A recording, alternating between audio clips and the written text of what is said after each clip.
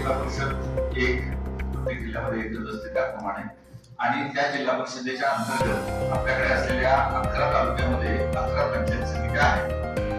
जिल्हा परिषदेकरता राज्य निवडणूक आयोगाकडून मान्यता मिळाल्यानुसार एकूण 65 गट आहेत. आपण जिल्हा परिषदेच्या मतदारसंघाला गट असं संबोधतो किंवा विभाग असं म्हणतो, आणि पंचायत समितीचे त्याच्या दुप्पट म्हणजे 130 पंचायत समिती गट आहेत. 130 मतदारसंघ आहेत. जिल्ह्यामधल्या एकूण मतदारांची संख्या ही 21,94,000 आहे. आणि आता राज्य निवडणूक आयोगाने ज्या मार्गदर्शक सूचना दिलेल्या होत्या त्यानुसार मतदान केंद्राची निश्चिती करण्यात आलेली आहे, त्याला मान्यता देण्यात आलेली आहे.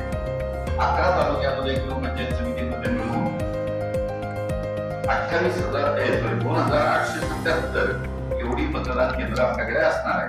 सर्वसाधारणपणे 900 ते 1,000 एवढे मतदार त्या प्रत्येक मतदान केंद्राला जोडलेले असणार आहे. या निवडणुकीमध्ये आपल्याला ईव्हीएम द्वारे मतदान घ्यायचं आहे. आपण एक लक्षात घेतलं पाहिजे की आपल्याकडे ज्या वेगवेगळ्या निवडणुका होतात त्याच्यामध्ये लोकसभा, विधानसभा यांच्या निवडणुका भारत निवडणूक आयोग म्हणजे इलेक्शन कमिशन ऑफ इंडिया हे कंडक्ट मध्ये घेतात.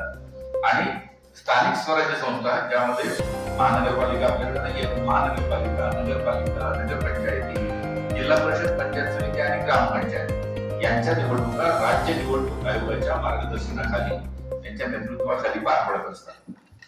महाराष्ट्राच्या राज्य निवडणूक आयोगाने स्थानिक स्वराज्य संस्थांची रचना आणि त्यामध्ये निवडून द्यावयाच्या उमेदवारांकरिता करावयाचं मतदान हे एकापेक्षा जास्त असल्यामुळे अशी वैशिष्ट्यपूर्ण रचना असलेली मतदान यंत्र तयार करून घेतलेली आहे.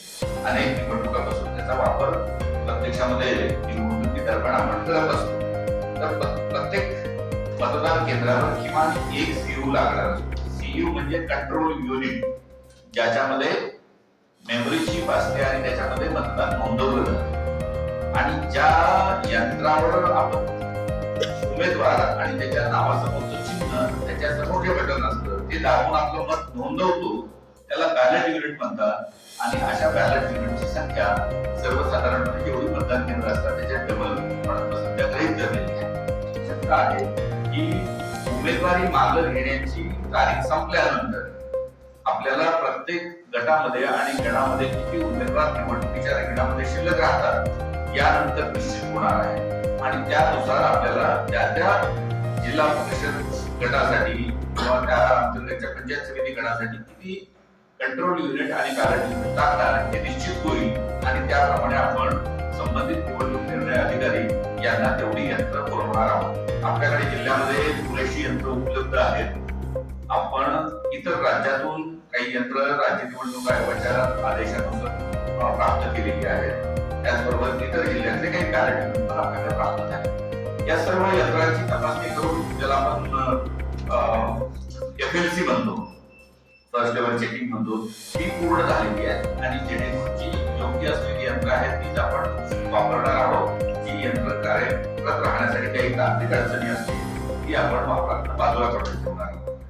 आता आज सकाळी जिल्हा पोलीस प्रमुख श्री तुषार जोशी साहेब, श्रीमती यास्ती नागराजन, मुख्य कार्यकारी अधिकारी जिल्हा परिषद आणि जिल्हा पातळीवरच्या सर्व प्रमुख विभागांचे जे अधिकारी आहेत, त्याचबरोबर या निवडणुकीमध्ये निवडणूक निर्णय अधिकारी म्हणून कामकाज करणारे उपजिल्हाधिकारी आणि सहाय्यक निवडणूक निर्णय अधिकारी म्हणून काम करणारे तहसीलदार किंवा गटविकास अधिकारी आणि प्रमुख इतर विभागीय आहेत त्यांचे अधिकारी यांची जिल्हा पातळीवर बैठक झाली.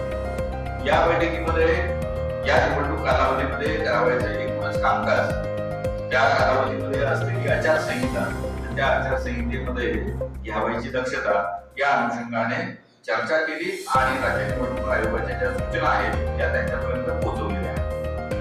राज्य निवडणूक आयोगाच्या सूचनानुसार ज्याला इलेक्शन प्रिपेअरनेस म्हणतो आपण, प्रिपेअरनेस किंवा प्रिपेअरनेस, निवडणुकीची पूर्वतयारी, या पूर्वतयारीची सुरुवात बरीच अगोदर झालेली होती. कारण मध्ये अशी शक्यता निर्माण झालेली होती की नगरपालिका संपल्याबरोबर लगेच महानगरपालिकेच्या सोबतच आपल्या निवडणुका होतात किंवा काय. तर त्या अनुषंगाने आम्ही मतदान केंद्रावर नियुक्त करावयाच्या कर्मचाऱ्यांच्या याद्या प्राप्त करणे असेल, त्यांच्या टीम गठीत करणं असेल, त्यासाठी नॉमिनेशन फॉर्म छापून घेणं असेल, माघार घेण्याचे फॉर्म छापून घेणं असेल आणि मतदान यंत्र तपासणी करून घेणं असेल, या सगळ्याची पूर्वतयारी करून ठेवलेली आहे. त्यामुळे त्यासाठी काही आपल्याला अडचण नाही. 16 तारखेला आपण इलेक्शन वेळापत्रकाचं नोटिफिकेशन प्रसिद्ध करत असतो. ते जिल्हाधिकारी सर्वच पंचायत समितीसाठी आणि जिल्हा परिषदेसाठी करणार आहे. या नोटिफिकेशन मध्ये संपूर्ण वेळापत्रक, त्याचबरोबर नॉमिनेशन भरण्यासाठी कोणत्या कार्यालयामध्ये जायचं आहे उमेदवारांनी याचाही पत्ता नमूद असतो. त्याप्रमाणे आज सगळ्या रिटर्निंग ऑफिसर किंवा निवडणूक निर्णय अधिकारी आणि पोलीस अधिकारी यांच्या सल्ल्याने ही सगळी कार्यालये आपण अंतिम केलेली आहे. त्याचबरोबर निवडणूक पूर्व आणि निवडणूक पश्चात ईव्हीएम मशीन कुठे ठेवायचे आहेत याचे जे स्ट्रॉंग रूम आहेत त्याही आपण निश्चित केलेले आहेत आणि मतमोजणी केंद्रही आपली जवळपास निश्चित झालेली आहे. काही अपवादात्मक परिस्थिती निर्माण झाली तर गरज पडल्यास आपण त्यामध्ये बदलही करू शकतो, परंतु या तिन्ही बाबी आपल्या निश्चित झालेल्या आहेत. उद्या प्रस्तावित आहे. आज अधिकारी आणि त्यानंतर प्रेस यांच्यासोबत बैठक घेतली आहे. उद्या माझ्या स्तरावर, त्याचबरोबर सर्व रिटर्निंग ऑफिसरच्या पातळीवर सुद्धा प्रत्येक निवडणुकीमध्ये सहभागी होणारे जे वेगवेगळे पक्ष आहेत, ज्याच्यामध्ये भारत निवडणूक आयोगाकडून मान्यता प्राप्त असलेले पक्ष, यांची नोंदणी राज्य निवडणूक आयोगाकडे झाली आहे. राज्यस्तरीय पक्ष ज्यांची नोंदणी राज्य निवडणूक आयोगाकडे झाली आहे. इतर राज्यातले जे मान्यता प्राप्त पक्ष आहेत त्यांची नोंदणी आपल्या राज्य निवडणूक आयोगाकडे झालेली आहे, किंवा ज्या आघाड्या, स्थानिक आघाड्या ज्यांना म्हणतो त्याची नोंदणी राज्य निवडणूक आयोगाकडे झालेली आहे. अशा सर्वांना आम्ही या बैठकीसाठी निमंत्रित करणार आहोत आणि या बैठकीमध्ये या निवडणुकीच्या अनुषंगाने सगळी माहिती व त्यांच्या ज्या काही अडचणी असतील किंवा शंका असतील याचं मार्गदर्शन करण्यात येणार. तालुका स्तरावर वेगवेगळे स्पॉट आचारसंहितेच्या पालनासाठी आणि ते पालन होतं किंवा नाही हे पाहणीसाठी करण्यात आलेले आहेत. ते जशी अधिसूचना प्रसिद्ध होईल इमिडिएटली ते लगेच ऍक्टिव्हेट होतील. त्याच्यामध्ये पीएसटी आहेत, एसएसटी आहेत, फ्लाइंग स्क्वॉड आहेत आणि व्हिडिओ सर्व्हिलन्स टीम पण असणार आहेत. म्हणजे जवळपास 137 प्रकारच्या टीम संपूर्ण जिल्ह्यामधल्या ग्रामपंचायत समिती आणि जिल्हा परिषदेकरता स्थापन करण्यात आल्या. जाहिरात प्रमाणीकरण किंवा परवानगी देण्यासाठी आपण या ठिकाणी समिती स्थापन करतोय. त्या समितीच्या माध्यमातून एकत्रितपणे जर सर्व ठिकाणच्या परवानग्या पाहिजे असतील तर त्याही त्यांना येऊ शकतात. त्याचबरोबर सर्व निवडणूक निर्णय अधिकाऱ्यांना सूचना दिलेल्या आहेत. त्यांच्या कार्यालयामध्ये सुद्धा परवानग्या देण्यासाठी स्वतंत्र सिंगल विंडो सिस्टीम ही ऍक्टिव्हेट करावी आणि त्याप्रमाणे ती केली जाईल. आता या 2 दिवसामध्ये, आज आणि उद्या, जिल्ह्यामधील सर्व शासकीय इमारती ज्या आहेत किंवा सार्वजनिक ठिकाणं जे आहेत या ठिकाणी काही जाहिराती किंवा इतर बाबी प्रसिद्ध झालेल्या असतील त्यांच्या, किंवा आपल्याकडे एक कायदा आहे महाराष्ट्र विद्रुपीकरणासाठी प्रतिबंध करणारा कायदा अँटी डिफेसमेंट ऍक्ट त्याला म्हणतो आपण. त्या कायद्यानुसार ही सगळी कारवाई आपण करणार आहोत. त्या हटवले जातील आणि त्याच्यानंतर त्याचा खर्च जो आहे तो संबंधितांकडून वसूल करण्यात येणार आहे. त्याचबरोबर माहिती दिलेली आहे. एक प्रामुख्यानं नेहमी विचारला जाणारा प्रश्न असतो की दुपार मतदार आहेत आणि त्याच्यानुसार डबल वोटिंग होण्याची शक्यता असते. या अनुषंगानं राज्य निवडणूक आयोगानं त्यांच्याकडच्या उपलब्ध यादीमधील एकाच प्रकारची नावं एकापेक्षा जास्त वेळेस वेगवेगळ्या मतदार यादीत असतील तर त्याची यादी आमच्याशी शेअर केली होती किंवा पाठवली होती. या सर्व यादीची पडताळणी आतापर्यंत जवळपास पूर्णत्वाला गेली आहे. अशी 65,587 नावं आपल्याकडे जिल्ह्यामध्ये असल्याचं लक्षात आलं होतं. तर या 65,587 नावापैकी जवळपास 22,453 एवढी नावं आतापर्यंत निष्पन्न झालेली आहे. ही एकच व्यक्ती आहे, त्याचं एकापेक्षा 2 ठिकाणी नाव आहे. आणि एका ठिकाणी असंही लक्षात आलेलं आहे कराड तालुक्यामध्ये की पार्वती शंकर चव्हाण या नावाच्या मतदाराचा समावेश कराड मतदारसंघ, पाटण मतदारसंघात 17 ठिकाणी आहे आणि त्याची 13 गावं आहेत तरी 17 ठिकाणी. पण पण आश्चर्याची गोष्ट किंवा आपल्याला बऱ्याच वेळेस असं वाटतं की एकाच प्रकारचं नाव दोन ठिकाणी असेल तर एकाच मतदाराचं दोन ठिकाणी नाव आहे. 17 ही संख्या बघितल्यानंतर आम्हालाही थोडंसं आश्चर्य वाटलं होतं आणि ही तपासणी केल्यानंतर असं लक्षात आलं की या 17ही व्यक्ती वेगवेगळ्या आहेत.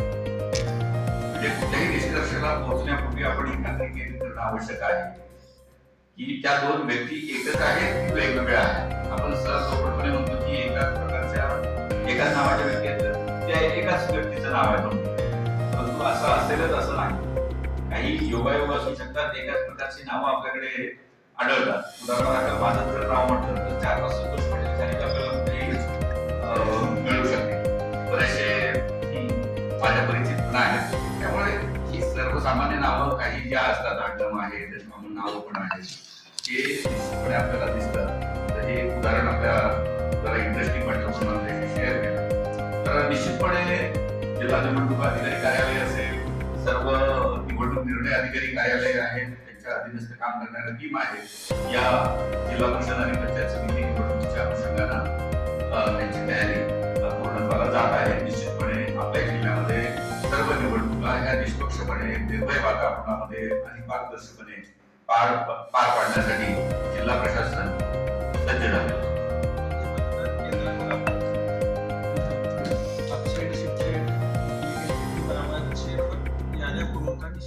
शिक्के मारून देतो. नगरपालिकेच्या वेळेला पण ते लक्षात आलं. काही वेळेला तुम्ही मला मागता की दुपारचं काय झालं, दुपारचं काय झालं. एका व्यक्तीचं दोन नाव असणं, दोन स्वतंत्र व्यक्ती असणं, एका व्यक्तीचं मतदारसंघामध्ये 3 वेळेला किंवा जिल्ह्यामध्ये 3 वेळेला नाव असणं, दोन ठिकाणी एक व्यक्ती असते किंवा 3 ठिकाणी 3 वेगळे असतात. असे सगळ्याचे कॉम्बिनेशन परमिटेशन होतात. त्यामुळे एक्झॅक्ट फिगर जो असतो तो पटकन आता आपल्याला देता येत नाही. ज्यावेळेला आपण सगळे फॉर्म आपल्याकडे आपण त्याच्यामध्ये भाग त्याचा परिशिष्ट 1 आणि 2 भरून, समज माझं नाव जिल्ह्यामध्ये 3 ठिकाणी आहे म्हणून त्या ठिकाणी माझ्या घरी गेल्यानंतर त्या ठिकाणी मला विचारलं जाईल जर का मी खरंच तो व्यक्ती असेल मी ह्या 3 ठिकाणी कोणत्या ठिकाणी मतदान करणार आहात, कोणत्या ठिकाणी मतदान करायला जाणार. गेलो ना अशा केसमध्ये आम्ही त्या ठिकाणी त्यांचा नाव कमी करण्याचा नाव कमी करण्याचा भरून घ्यायला सांगितलं आणि हे पण नाव आम्ही त्या ठिकाणी करून घेणार. प्रत्यक्ष केंद्रावर जी मतदार यादी जाते त्यामध्ये मात्र पहिल्या ठिकाणी मतदान मी करणार आहे त्या ठिकाणी तिथे शिक्का मारला जाणार नाही. तिथे नावाच्या पूर्व काही कोणताही शिक्का नसतो. दुसऱ्या ठिकाणी मी जिथे जाणार नाही म्हणतो त्या ठिकाणी मात्र शिक्का मारला जाणार. ही तशी प्रोसेस खूप मोठी असल्यामुळं पहिल्याच दिवशी संपूर्ण माहिती शेअर करतात.